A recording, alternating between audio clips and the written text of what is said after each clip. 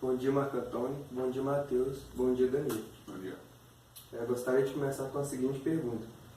Como o Muro de Berlim dividia a Alemanha? O Muro de Berlim dividia a Alemanha da seguinte forma.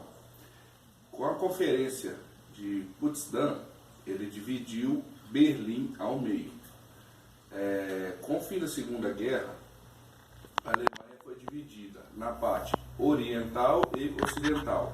A parte ocidental ficou de controle dos americanos, franceses e ingleses. Já a parte oriental ficou sob controle da União Soviética.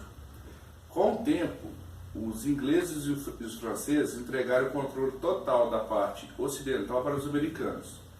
Entretanto, Berlim, que é a capital da Alemanha, ficou em poder no território da parte oriental, ou seja, do controle da União Soviética. Com a Conferência de Potsdam, resolveram então partir a cidade ao meio, com um muro. Por que isso?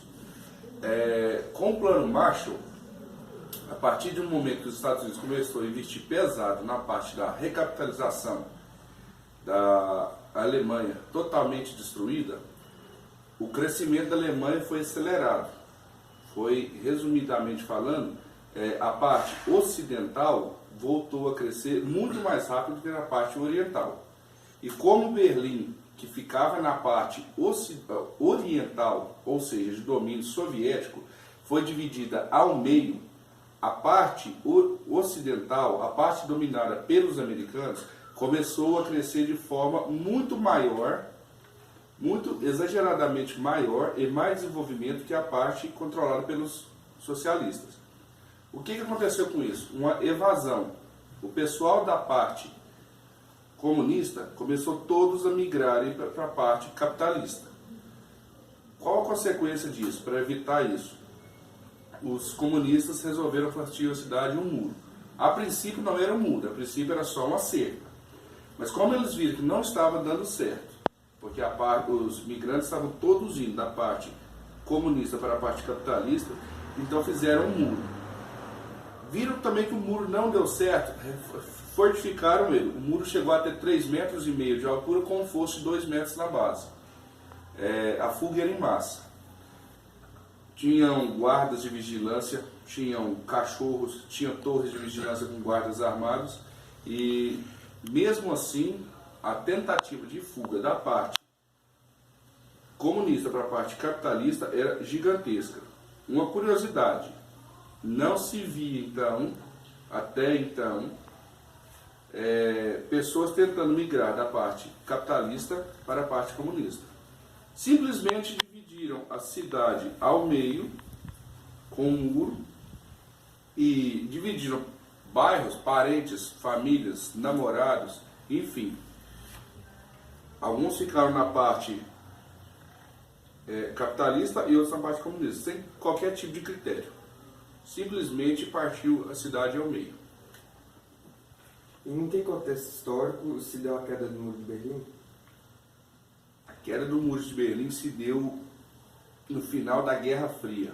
A Guerra Fria foi uma tensão não agressiva entre os Estados Unidos e a União Soviética, então a União Soviética, hoje a Rússia.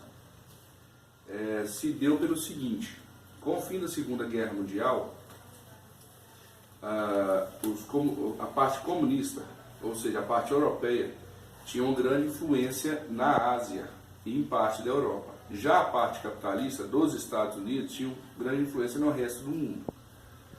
A partir daí criou-se uma tensão entre os dois, entre comunistas e capitalistas, ou seja, americanos, que eram o maior país capitalista do mundo, e soviéticos, da União Soviética, o maior país comunista da história. Para não haver uma agressão, iniciou então uma disputa por poder. Mas como discutir esse poder sem agressão? Começou então a corrida espacial, vencida pelos soviéticos, que colocaram o primeiro módulo lunar, mandaram o primeiro animal para o espaço, que foi a cadeira Laika, colocaram o primeiro cosmonauta no espaço, que foi Yuri Gagarin, Mas depois, o grande trunfo dos americanos foi chegar primeiro à Lua, que foi o Sr. Neil Armstrong. Entre outras coisas. A parte capitalista do mundo não tinha influência, não tinha contato com a parte comunista.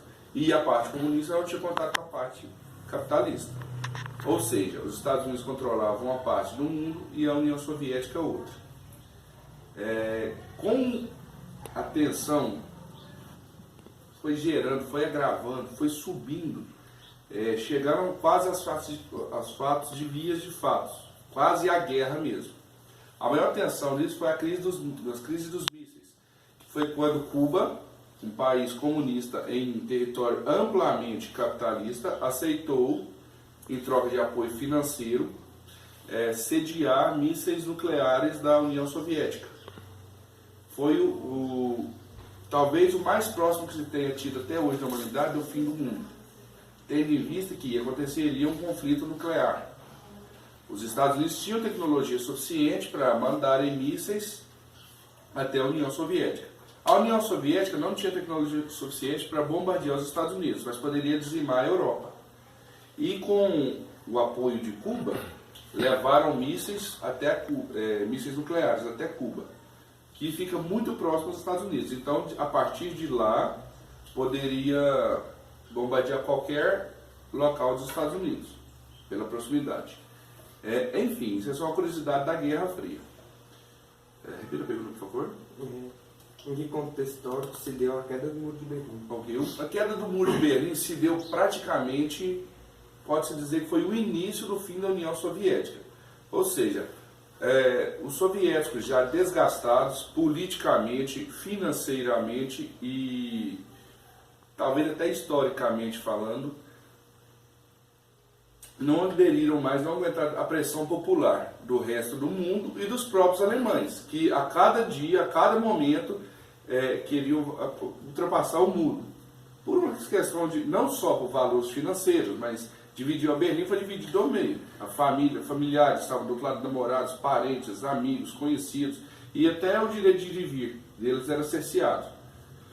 A pressão foi tanta, e como não estavam, vamos dizer assim, financeiramente tendo retorno, aceitaram em 1989 derrubar o muro.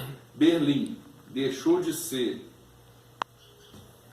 uma capital dupla, a Alemanha voltou a ser uma única nação, não havia mais Alemanha oriental e Alemanha ocidental, a Alemanha voltou a ser unificada, e o muro se deu num contexto histórico a partir do momento que, com a queda do muro de Berlim, marca amplamente a união das duas Alemanhas, voltando a ser um Estado único.